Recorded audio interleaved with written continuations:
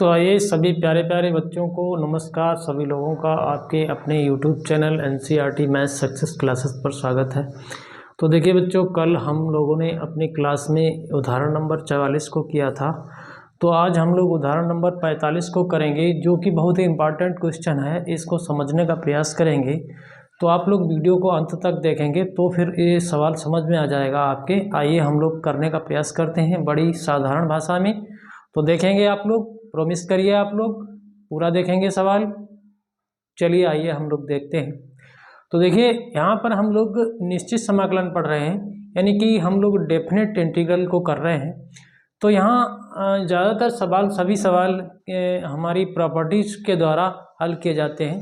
तो देखिए यहाँ हमारी कौन सी प्रॉपर्टी लगेगी उसकी पहले चर्चा करेंगे, तो उससे आपको एकदम समझ में आ जाएगा। 0 से a function of x n2 dx यदि हो तो इसको हम लोग ऐसे एक्सपेंड करते हैं, a माइनस एक्स ऐसे कर लेते हैं। ये आपकी प्रॉपर्टी है और आपकी किताब में प्रॉपर्टी नंबर 4 इसको कहा गया है। तो देखते हैं इसके अकॉर्डिंग हम लोग करेंगे सवाल को, और इसमें जो भी हमारे लोगों के लिए बाधाएं आएंगी उससे भी समझते चलेंगे, उनको पार करते चलेंगे। तो देखते हैं बच्चों, और इसको हम लोग क्या करें, ये हमारा एग्जाम्पल नंबर 45 है। इसको हम लोग आई के बराबर लेट कर रहे हैं। देखिए आई के बराबर लेट कर रहे हैं।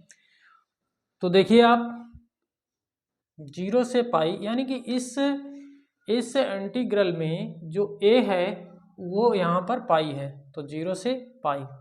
फिर आप क्या करेंगे, x की जगह पाई माइनस एक्स लिखेंगे। क्यों? क्योंकि यहाँ पर देखिए x की जगह a माइनस एक्स लिखा गया है। इस प्रॉपर्टी के अनुसार हम लोगों को काम करना है। तो आप लिखिए यहाँ पर पाई माइनस एक्स, ठीक है। अब यहाँ पर नहीं लिखना है, ये तो dx है, इसके सापेक्ष हम लोग यहाँ पर x के सापेक्ष हम लोग समाकलन कर रहे हैं। यहाँ पर आपको कार्य करना है, a square cos square pi minus x ऐसे लिखना है। फिर देखिए यहाँ पर b square sine square pi minus x ऐसे लिखना है। तो देखते रहिएगा, आपको समझ में आएगा।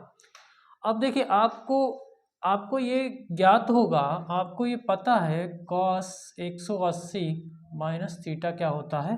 देखिए हम लोग द्वितीय चतुर्थांश में हैं, तो यहाँ पर आपका कॉस निगेटिव होता है, तो माइनस का कॉस थीटा होता है। यदि हम लोग इसकी बात करें कॉस पाई माइनस थीटा की, यानी कि पाई माइनस एक्स है, वो सॉरी यहाँ पर साइन है, तो यदि हम लोग साइन की बात करें, साइन पाई माइनस थीटा, या फिर भैया ऐसे लिखें साइन 180 माइनस थीटा, तो ये आपका क्या होता है, ये प्लस का साइन थीटा होता है। आपको थोड़ा बहुत तो जानकारी है ही, और नहीं तो हम आपको प्रयास कर ही रहे हैं समझाने का। तो देखिए बच्चों, हालांकि यहाँ पर ये सब जानने की ज़रूरत भी नहीं है, इसकी कोई आवश्यकता भी नहीं है। चाहे वो माइनस हो चाहे वो प्लस हो, कोई दिक्कत नहीं है, क्योंकि यहाँ पर स्क्वायर लगा हुआ है। तो हम लोग स्क्वायर की वजह से ज़रूरी नहीं हमारा माइनस प्लस जानना। हम लोग तो बिल्कुल आप जानिए कि स्क्वायर लगा है, तो फिर जो भी होगा वो हमारा पॉजिटिव ही हो जाएगा। तो इसको अगर हम लोग लिखेंगे तो देखिए कॉस स्क्वायर एक्स हो जाएगा और b square sine square x हो जाएगा। ज़रूरी नहीं है हमें ये जानकारी हो, वैसे जानकारी हो अच्छी बात है, लेकिन नहीं, यहाँ पर स्क्वायर होने की वजह से हमें कोई बहुत बड़ी आवश्यकता नहीं है। तो थोड़ा सा आपको ध्यान रखना है। तो इस फंक्शन को हमने, इस समीकरण को 1 नंबर दे दिया है और इस समीकरण को हमने 2 नंबर दे दिया है। तो देखिए हम लोग इस निश्चित समाकलन में जितने भी सवाल किए हैं, जब हमारा ये दोनों जगह पर 2 समीकरण बनते हैं और दोनों जगह पर ये जो हर होता है एक जैसा आता है, तो अधिकांश हम लोग इनको दोनों को जोड़ देते हैं। कैसे? जोड़ने से ही हमारा क्वेश्चन हल हो जाता है। तो इसी तरीके से यहाँ पर भी हम लोग जोड़ रहे हैं। तो इधर देखिए 2i हो जाएगा, क्योंकि ये वाला i और ये वाला i मिलकर 2i हो गया। अब देखिए बच्चों, यहाँ पर अगर हम लोग लिखना चाहें तो 0 से पाई, उसको पहले लिखें, एक कायदे से लिखेंगे हम लोग, a square cos square x plus B square sine square x, ये हो गया, ठीक है, ये वाला हो गया। फिर इसमें ये वाला जोड़ेंगे, 0 से पाई, मतलब ये देखिए पाई माइनस एक्स, अपान में वही है ना, एक बार में लिख लेते, लेकिन नहीं, हम लोग तो कायदे से समझ रहे हैं cos square x b square sine square x into d x. अब देखिए बच्चों, चूंकि हमारा इन दोनों इंटीग्रल में, दोनों समाकलनों में जो भी हर है वो एक जैसा है, ठीक है, एक जैसा है ना, ये देखो एक जैसा है ये। तो इसको क्यों ना हम एक बार ही लिख लें, क्योंकि आप लोग जब भिन्न करते हैं तो एक जैसा हर होता है तो ऊपर का ऊपर जोड़ लेते हैं, हर को एक बार लिख लेते हैं। उसी तरीके से दोनों समाकलनों की लिमिट भी एक जैसी है और हर भी एक जैसा है, तो हम लोग ऐसा नहीं कर सकते क्या, 0 से पाई ऊपर का ऊपर जोड़ दें। देखिए x plus pi minus x ये जोड़ दिया आपने, इंटू डी एक्स दोनों में है ही, और जो नीचे है वो भी एक जैसा ही है दोनों में, यानी कि हर हमारा समान है। बिल्कुल हम साधारण भाषा में आपको समझाने का प्रयास कर रहे हैं, लेकिन आप वीडियो को देखेंगे तब समझ में आएगा आपके। तो अब इससे क्या फ़ायदा हुआ, इधर तो 2i रहा, यहाँ से फ़ायदा क्या हुआ, ये x से x कैंसिल हो गया। अब देखा जाए तो भैया ये कितना बचा है, अगर देखा जाए तो देखिए 0 से पाई, ऊपर आपका पाई बचा है तो पाई को लिख लीजिए, ठीक है, और नीचे आप क्या करें, A square cos square x plus B square sine square, वही लिखना है आपको, जो भी बचा है उसको लिखना है। अब समस्या खड़ी हो गई है कि भैया अब कैसे समाकलन किया जाए। तो देखिए ऐसे समाकलनों को करने के लिए हम लोग एक तरीका अपनाएंगे। तो देखते हैं, इधर थोड़ा हम मिटा के इधर लिखते हैं तो बात समझ में आएगी आपके।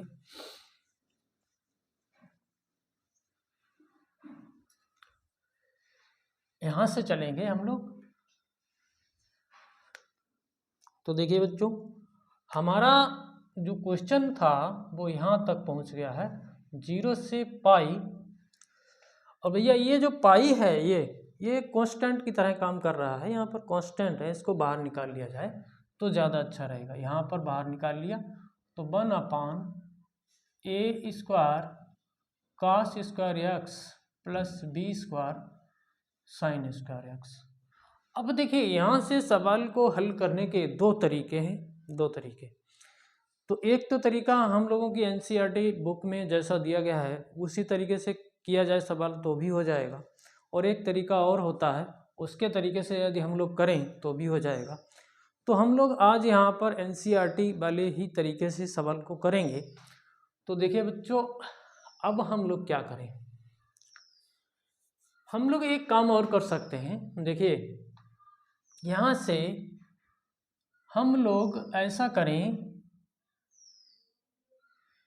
कि इस लिमिट को पाई से पाई बटे 2 कर सकते हैं। देखिए एक प्रगुण होता है हमारे पास, क्या प्रगुण होता है, एक प्रगुण होता है 0 से 2a function of x D x हो तो इसके दो रिजल्ट होते हैं, 0 से a function of x into d x होता है। कब होता है, जब ये 2a माइनस एक्स फंक्शन में करते हैं तो फंक्शन ऑफ एक्स ही प्राप्त हो जाए, तब एक ये रिजल्ट होता है। इससे हुआ क्या, देखिए इससे समझेंगे हम लोग। यहाँ पर लिमिट हमारी 2a थी तो अब लिमिट हमारी a हो गई और आगे हमारा 2 आ गया, और ये कंडीशन अप्लाई हो तब। तो देखिए यहाँ पर अगर देखा जाए तो हम लोग, अगर हम यहाँ पर अगर हमारे पास फंक्शन की बात करी जाए तो 1/a square cos square x plus B square sine square x है, यही तो फंक्शन है। तो हमारी लिमिट यहाँ पर देखी जाए तो पाई है, तो यदि हम लोग यहाँ पर ऐसा करें a square cos square pi minus x कर दें और b square sine square pi minus x कर, क्योंकि आप लोग ये देख चुके हैं यहाँ पर ये वही तो आया था जो जिसे ले रहे थे, मतलब जो हमने फंक्शन ऑफ एक्स लिया है इसकी भी अगर कैलकुलेशन करी हमने फिर भी वही आया। तो यानी कि हम अगर लिमिट को अप्लाई कर रहे हैं यहाँ पर 2a माइनस एक्स कर रहे हैं तो फंक्शन ऑफ एक्स आ रहा है। ये बात समझ में आई आपके, ये भी बात, हालांकि हम लोग यहाँ समझ रहे हैं, यदि हम लोग जब सवाल करेंगे तो फिर हम लोग डायरेक्ट अपना काम कर लेंगे। तो ये बात आपके समझ में आई। इस प्रगुण से हम क्या कर सकते हैं, देखिए बच्चों, इस प्रगुण से हम यहाँ देखिए यहीं पर कर लेते हैं 2 का गुणा कर दें और यहाँ पर लिमिट को आधा कर दें, कोई दिक्कत नहीं है आपको। तो देखिए 2i बराबर 2 पाई 0 से π/2 और इंटू dx चल ही रहा है। आपका question a² cos² x plus b² sin² x हो गया, ऐसा हो गया क्वेश्चन। तो देखिए बच्चों, और ये क्वेश्चन हमेशा 8 नंबर में पूछा जाता है। यहाँ से 2 कैंसिल कर दिया तो ये हो गया ऐसा, 0 से π/2 dx a² cos² x plus b² sin² x। ये आप समझ ही रहे हैं।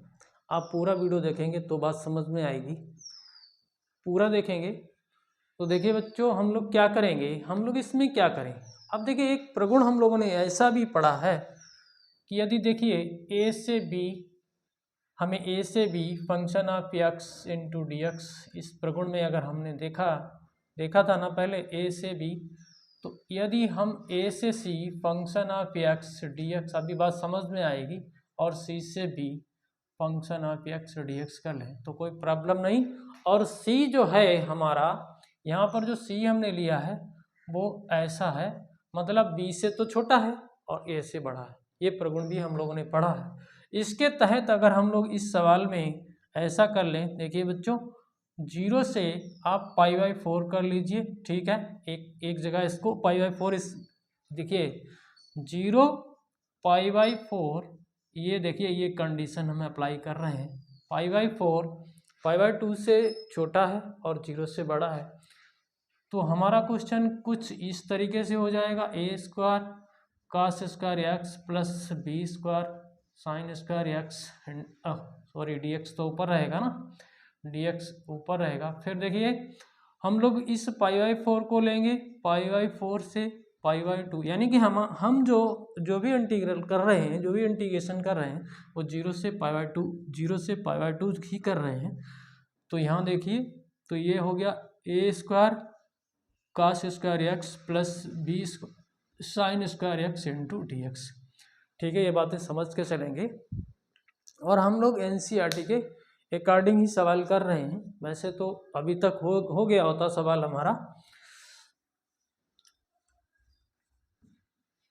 तो देखिए बच्चों, इसमें अब हम लोग क्या करेंगे, यहाँ देखिए अब क्या करेंगे। अब ऐसे क्वेश्चन आपने इसमें समाकलन में नहीं किए होंगे, तो ऐसे क्वेश्चनों को करने के लिए एक तरीका होता है। आप क्या करें, देखिए यहाँ से cos² x को कॉमन लें इसके अंदर, यहाँ से आप ऐसा कर लें sin² x को कॉमन ले लें। तो देखिए हम लोग करेंगे सवाल को और थोड़ा सा डायरेक्ट करेंगे, क्योंकि अभी फिर इधर से मिटा के करेंगे तो यदि नहीं समझ में आएगा आपके। तो देखिए पाई, यहाँ देखिए 0 से π/4 तो है ही, हम यहाँ से cos² x को बाहर निकाल रहे हैं, और जो cos² x बाहर निकालेंगे वो कहीं ना कहीं हम लोग ऐसा लिख लें उसको sec² x। और बच्चों देखिए यहाँ से तो निकल गया, तो यहाँ a² बचा है, और यहाँ है नहीं cos² x, तो यहाँ गुणा करके हमने कॉमन ले लिया, और बटे वाला हमारा ये देखिए b² tan² x हो गया। ये बात समझ में आई आपके। अब देखिए बच्चों, यहाँ पर भी वही कार्य कर रहे हैं, लेकिन थोड़ा हट के कर रहे हैं। π/4 से π/2 है, हम यहाँ sin² x को कॉमन ले रहे हैं, तो यहाँ हमारा cosec² x ऊपर हो जाएगा। जान रहे हैं ना आप, बटे में sin² x को ऊपर cosec² x लिखेंगे इंटू डी एक्स। और देखिए यहाँ पर a² cot² x हो जाएगा, और यहाँ पर b², ठीक है। ये बात समझ में आई आपके। अब करेंगे समाकलन, तो देखते हैं बच्चों कैसे समाकलन करोगे। तो देखिए थोड़ा सा इधर से मिटा लें, ये बात आपने समझ ली होगी।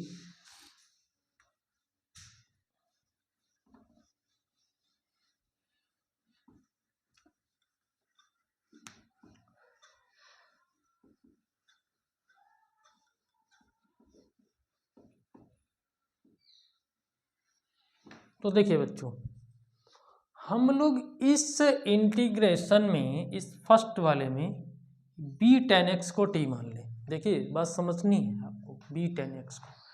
इसमें क्या कर लें, एक cot x को कुछ दूसरा मान लें, u मान लें, ऐसा कर सकते हैं। तो देखिए करते हैं हम लोग काम। तो हाँ, यहाँ पर पहले समाकलन में हमने B10x को t मान लिया है। अब इसका अवकलन करोगे ना तो b sec की स्क्वायर x बराबर कितना आ जाएगा, इंटू डी एक्स भी करोगे ना, बराबर dt। अब देखिए जब हमने B10x को t माना है तो बच्चों आपको लिमिट भी चेंज करनी है, तो लिमिट भी चेंज कर लीजिए, क्योंकि ऐसा तो है नहीं हम x को t मान लें और कुछ इसकी लिमिट x की है उसको चेंज ना किया जाए। तो आप जब x को हटा रहे हो, उसको t कर रहे हो, तो लिमिट को भी आपको t में ही लाना है, मतलब t की ही लिमिट बनानी है। तो देखिए बच्चों पहले आपके पास क्या है, 0, ठीक है, आप यहाँ 0 रखोगे तो tan 0 0 होता है, तो आपकी t की लिमिट कितनी हो जाएगी, 0। अब आप यहाँ पर π/4 कहाँ रखोगे, x की जगह, तो tan π/4 1 होता है, तो t बराबर कितना बचेगा, b बचेगा। यानी कि इस प्रकार से हमारी t की लिमिट हो गई है यहाँ पर 0 से b। ठीक है, ये बात समझ में आई। अब यहाँ पर आए हम तो एक cot x को t मान लिया, t नहीं u मान लीजिए, a cot x को हमने u मान लिया, इसका भी अवकलन करना है। cot x है ना, ये x दिख रहा है ना आपको, तो कितना हो जाएगा, a cosec स्क्वायर x, और माइनस भी होता है तो माइनस यहाँ लगा लीजिए, dx बराबर du कर लीजिए, du। ठीक है, अब देखिए बच्चों अब आप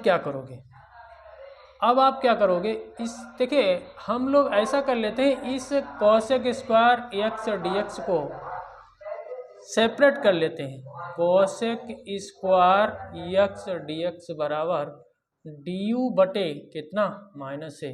ठीक है, ये बात समझ में आई। यहाँ पर भी यही कर लेते हैं, क्योंकि देखिए बच्चों ये देखिए आप sec स्क्वायर x dx निकाल लीजिए सीधा, sec स्क्वायर x dx यहाँ निकालोगे, यहाँ पर देखिए तो यहाँ पर dt बटे b आ जाएगा, कितना आ जाएगा, dt बटे b। अब यहाँ पर भी लिमिट आपको चेंज करनी है, तो क्या करोगे, पहले आप π/4 रखोगे यहाँ पर cot π/4, तो कितना आएगा, u की लिमिट कितनी है, cot π/4 भी 1 होता है, तो u की लिमिट आपकी a आ जाएगी। बात समझना है आपको, u की लिमिट। और फिर देखिए बच्चों π/2 रखोगे तो cot π/2 0 होता है, तो u की लिमिट 0 हो जाएगी। ये बात समझ में आई होगी आपके। अब आते हैं यहाँ पर, तो अब रखेंगे यहाँ तो पाई है, और यहाँ पर हमारी लिमिट जो है 0 से कितनी हो गई थी, b हो गई थी ना पहले, 0 से b। और ये देखिए sec की स्क्वायर x dx कहाँ गया, इसमें चला गया, तो dt बाई बी हो गया, ये dt बाई बी। और इसको पहले लिख लीजिए a square plus T square, फिर भैया dt बाई बी को यहाँ ले आइए। ठीक है, ये हो गया। अब आइए इधर, क्योंकि देखिए बच्चों यहाँ पर माइनस भी आ रहा है, ये इसको भी लिखना है आपको, तो थोड़ी देर बाद लिख लेंगे इसको। तो देखिए अब इसमें लिमिट क्या हुई, a से 0 हो गई, लिमिट कितनी हो गई, a से 0। और देखिए cosec स्क्वायर x dx की जगह du बटे a माइनस का, और यहाँ पर देखिए इसकी जगह पर du बटे a माइनस का लिखेंगे, हालांकि यहाँ पर du बटे a लिख लिया हमने, माइनस यहाँ लगा लेते हैं या फिर यहीं लगा लेते हैं, देखिए बात समझ में आएगी। और 1/, इसकी जगह पर u स्क्वायर, और यहाँ पर आपका b स्क्वायर चल ही रहा है, तो एक बार और लिखेंगे तो बात समझ में आएगी। तो देखिए बच्चों यहाँ पर काम करते हैं, तो ये देखिए पाई लंबा हो गया है, कोई दिक्कत नहीं, 1/b यहाँ पर देखा जाए तो 0 से b, और ये dt बटे a square plus T square हो गया। फिर यहाँ देखिए हमारा ये निगेटिव भी है, ये वाला निगेटिव है, तो इसको बाहर ले लेते हैं माइनस, और लिमिट आपकी a से 0 है।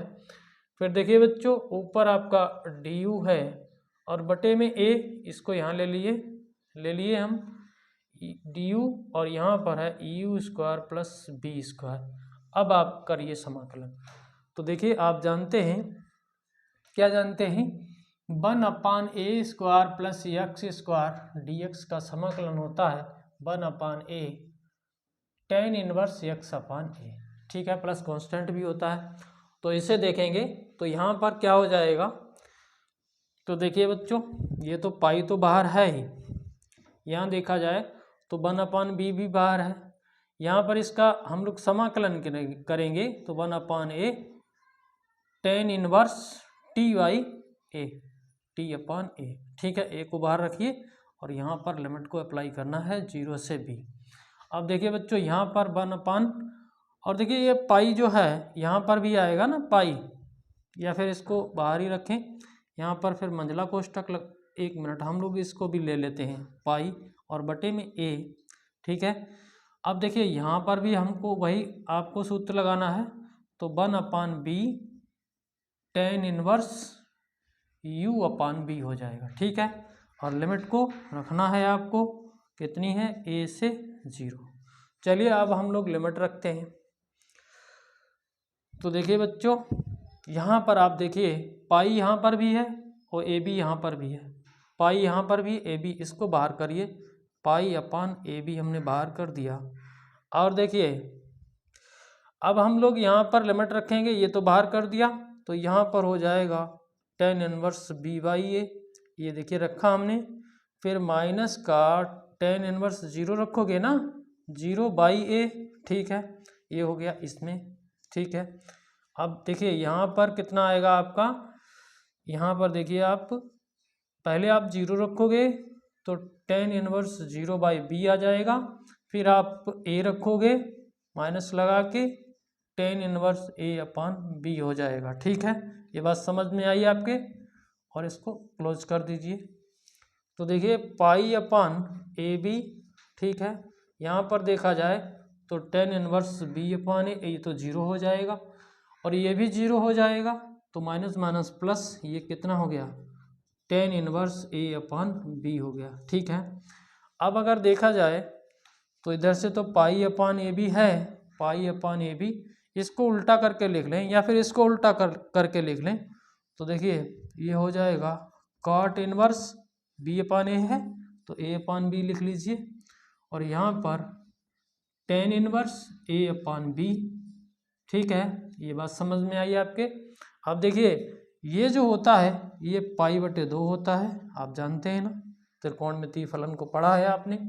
तो देखिए पाई/ab, ठीक है, इंटू पाई/2, तो इसका आंसर हो गया पाई²/2ab। ठीक है, ये आपको जानकारी ना हो तो यहाँ पर देखिए cot inverse x plus tan inverse x बराबर पाई/2 होता है बच्चों। तो सवाल तो लंबा हो गया, लेकिन हम लोगों ने बिल्कुल एनसीईआरटी के तरीके से किया है, और भी तरीके हैं इस सवाल के लगाने के। तो यदि आप लोगों को ये हमारा तरीका समझ में आया हो तो चैनल को सब्सक्राइब करना ना भूलें, बेल आइकन को प्रेस कर लें, ऑल पर सेट कर लें, ताकि हमारे वीडियो का नोटिफिकेशन मिलता रहे। और सभी लोगों का बहुत बहुत धन्यवाद।